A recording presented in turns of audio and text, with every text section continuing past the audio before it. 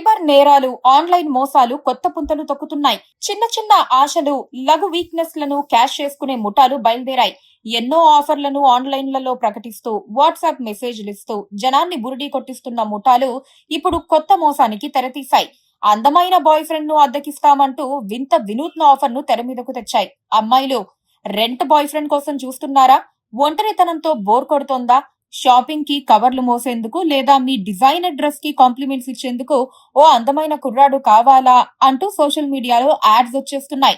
Super star Mahesh Babu range లో ఉండే morphing ఫోటోలను పెట్టి ఆకర్షించేస్తున్నారు. అడ్వాన్స్ పంపించారా? ఇక పత్తా ఉండరని కొన్ని ఘటనలు కూడా నిరూపించాయి. అమ్మాయిలను బ్లాక్ మెయిల్ చేసేందుకు వారి డేటా కూడా ఉపయోగపడుతోందని చెబుతున్నారు. స్విగ్గీ, జొమాటోలో ఫుడ్ ఆర్డర్ చేసినట్లుగా బాయ్ ఫ్రెండ్స్ ని కూడా ఇప్పుడు ఆర్డర్ చేసే ఒక మోసపూరిత వ్యవహారం ఒకటి అమలవుతోంది. గంటకు ఇంత అంటూ అబ్బాయిలను బాయ్ ఫ్రెండ్ హోదాలో అద్దెకిస్తున్నారు. Coffee meeting, movie date, shopping company అని రకరకాల ప్యాకేజీలు ప్రకటిస్తూ దానికి తగ్గట్టు రకరకాల కుర్రాళ్ల ఫోటోలను డిజైన్ చేసి సైబర్ నేరగాళ్లు పోస్టులు పెడుతున్నారు. ఆ పోస్టర్లలో వాళ్ళు చూపిస్తున్న క్రియేటివిటీ చూస్తే ఎవరికైనా హ్యాట్స్ ఆఫ్ చెప్పాల్సిందే. తీరా చూస్తే అదో వర్చువల్ ఫ్యాంటసీ అని, అమ్మాయిల అమాయకత్వాన్ని క్యాష్ చేసుకుని వారి ఖాతాల్లో డబ్బులు ఖాళీ చేసే ప్రక్రియ అని అర్థమవుతోంది. అందమైన అబ్బాయిల ఫోటోలతో పాటు ఒక క్యూఆర్ కోడ్ పంపి అడ్వాన్స్ వసూలు చేస్తే ఇక అమ్మాయిలతో పనైపోయినట్లే.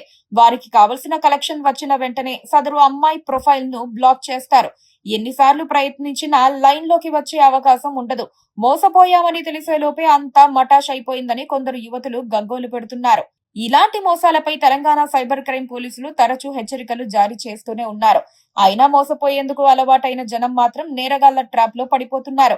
ఇంతకాలం బాయ్ ఫ్రెండ్ లేని అమ్మాయిలు కొంతసేపు టైం పాస్ అవుతుందని అనుకుని అడ్డంగా మోసపోతున్నారని పోలీసులు అంటున్నారు. డబ్బులు పోగొట్టుకున్న వాళ్లు పోలీసులను ఆశ్రయించేందుకు కూడా వెనకాడుతున్నారు. 1-2 కేసులు మాత్రమే తమ దృష్టికి రావటంతో తీగలాగితే డొంక కదిలిందని హైదరాబాద్ పోలీసులు చెబుతున్నారు. పూర్తి స్థాయిలో దర్యాప్తు జరిపి మూలాల్లోకి వెళ్లేందుకు పోలీసులు ప్రయత్నిస్తున్నారు. ఈలోపే బ్లాక్ మెయిలింగ్ అంశం కూడా తెర మీదకొచ్చింది. ఆ దిశగా కూడా విచారణ జరుగుతోంది. ఏదేమైనా గుడ్డిగా ఆన్లైన్ ఆఫర్లను విశ్వసించవద్దని హైదరాబాద్ పోలీసులు పదే పదే హెచ్చరిస్తున్నారు. సైబర్ క్రైమ్ హెల్ప్ లైన్ 1930కి ఫోన్ చేయాలని పోలీసులు సలహా ఇస్తున్నారు.